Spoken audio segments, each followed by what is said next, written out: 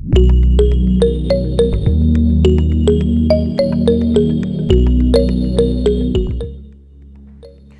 I'm Savia Yana, and you're watching We Tell TV.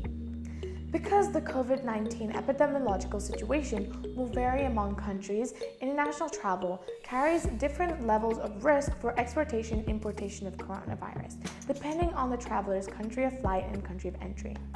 4 scenarios are to be taken into account when deciding to travel in this pandemic. No cases. Countries, territories, and areas with no reported cases.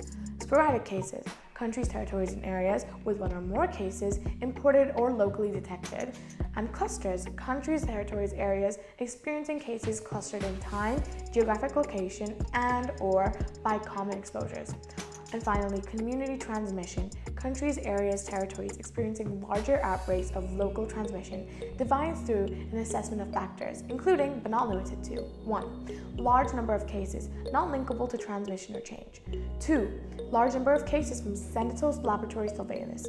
3. Multiple unrelated clusters in several areas of the country, territory, area. 4. The risk of importation of cases in the country of arrival depends on a number of factors, including the epidemiological situation in the country of departure and country of arrival. When the country of departure and country of arrival share a similar intensity of SARS-CoV-2 virus transmission, there is no substantial risk of the potential impact on the current situation. When the country of departure is experiencing a more intense transmission of corona than the country of arrival, the risk of adversely affecting the epidemiological situation in the country of arrival is higher. When the country of departure is experiencing transmission of lower intensity, then the risk of adversely affecting the epidemiological situation in the country of arrival is lower. The above risk assessment should also take into account new knowledge as it emerges. Subnational variations may be considered in both countries. Countries should continuously plan and assess their surge capacities for testing, tracking, isolating, and managing imported cases and quarantine of contacts. Assessing the risk that the imported cases could pose, the national response to the pandemic depends both on public health and health services capacity and the capacity of other relevant sectors.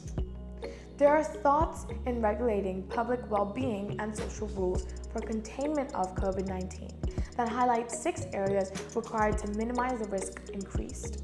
Transmission of the virus, control of conveyance, adequate public health workforce, reducing risks in dire situations and workplace precautionary extents. WHO has developed detailed technical and operational additions for most of these areas and provides a set of criteria to assess the need for adjusting public health and social measures at a national level. 1. Is the epidemic controlled? 2. Is the public health surveillance system able to detect cases and contact and identify any resurgence of the cases, particularly among travelers? 3. Is the health system able to cope with a resurgence of COVID-19?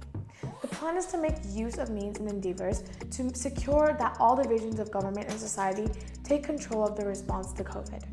The bare minimum is to participate in it and help prevent transmission through general measures, including improving hand hygiene, respiratory etiquette, and individual level physical distancing. For more updates on COVID-19 worldwide and current affairs of UAE, keep watching We Tell TV.